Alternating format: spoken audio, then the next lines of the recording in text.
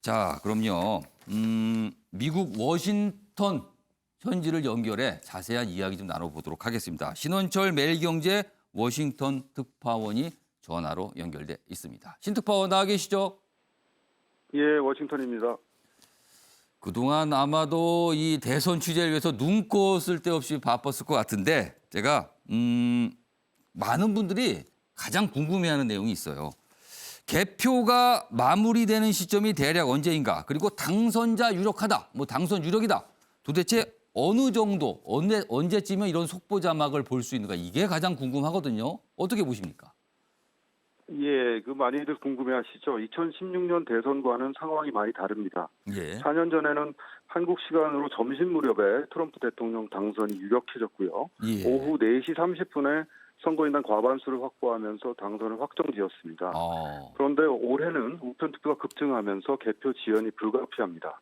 일단 9시부터 플로리다, 조지아 등 남부 선벨트 지역에서 먼저 개표가 이루어지고요. 북부 미시간과 펜실베니아는 10시에 시작합니다. 만약 개표가 일찍 끝나는 플로리다에서 바이든 후보가 이기면 최종적으로 승리할 확률이 매우 높아집니다. 반면에 트럼프 대통령이 남부 경합주에서 앞서가면 끝까지 지켜봐야 하기 때문에 정말 숨막히는 승부가 이어질 전망입니다. 결론적으로 이르면 오늘 오후고요. 늦어질 경우에는 오늘 밤 늦게야 윤곽이 나올 수 있습니다. 물론 최악의 경우는 펜실베니아 우편 투표 때문에 며칠이 걸릴 수도 있겠습니다. 그럼 최악의 경우는 오늘 모를 수도 있고 내일로 넘기고 더 길어질 수 있다는 이런 얘기인데요.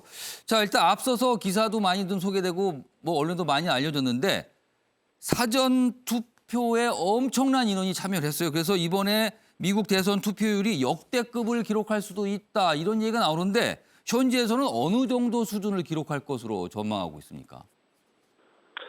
예, 전국적으로 사전 투표가 1억 명, 이 중에 우편 투표만 6,500만 명에 달했습니다. 사전 투표만 합쳐도 4년 전 총 투표의 73%에 이르는데요.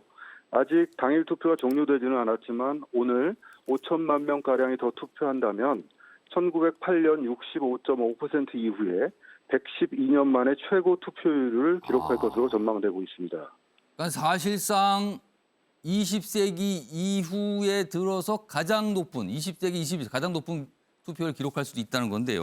자, 이번에는요. 굉장히 좀 어렵기도 하지만 판세 얘기 좀 해보겠습니다. 4년 전에는 이른바 샤이 트럼프가 등장을 해서 트럼프 대통령이 당선이 됐다. 그런데 이번에는 히든 바이든. 그러니까 바이든 후보를 지지하지만 이렇게 드러내지 않았던 분이 나와서 바이든 후보가 유리할 수도 있다. 이런 분석이 있는데 신 특파원이 보시기에는 어느 쪽이 좀 더 우세하다고 보십니까, 지금? 오늘 주요 경합주에서 투표하는 사람이 많을수록 트럼프 대통령에게는 좋은 소식일 텐데요. 공화당 지지자들이 현장 투표를 선호하기 때문입니다.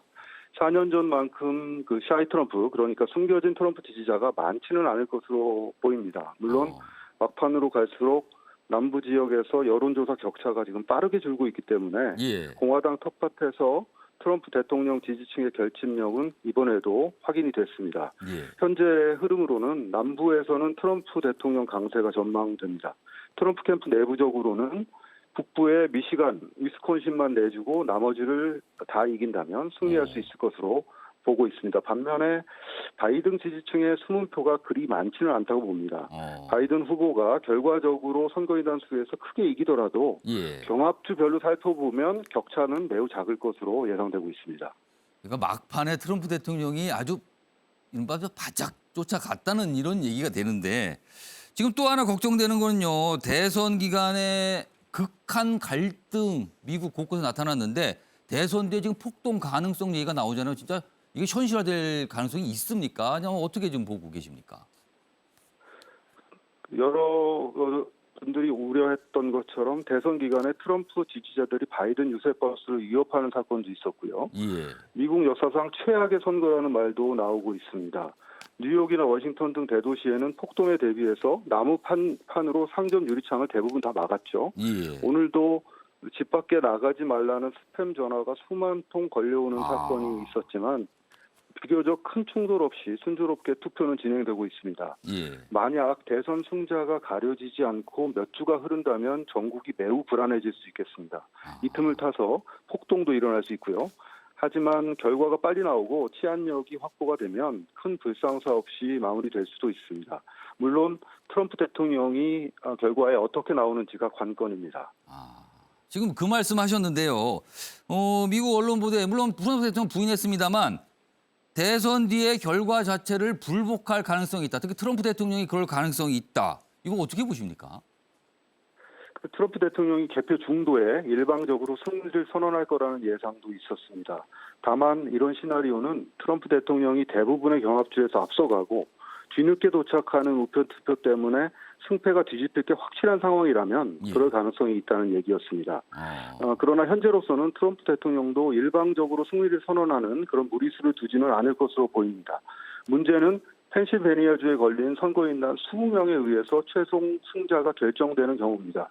펜실베니아주에서 큰 격차로 바이든 후보가 이긴다면 트럼프 대통령도 승복할 수밖에 없을 겁니다. 그러나 격차가 매우 작다면 얘기가 달라집니다.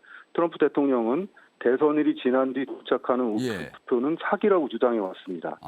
이렇게 되면 소송전이 불가피하고 펜실베니아주 결과가 대법원에서 결정되는 상황도 배제할 수 없겠습니다. 최악의 경우에는 결국엔 미국 대법원까지 갈 수도 있다. 뭐 이런 분석이군요. 알겠습니다. 오늘 말씀 여기까지 듣도록 하겠습니다. 지금까지 신원철 매일경제 워싱턴 특파원이었습니다. 감사합니다. 감사합니다.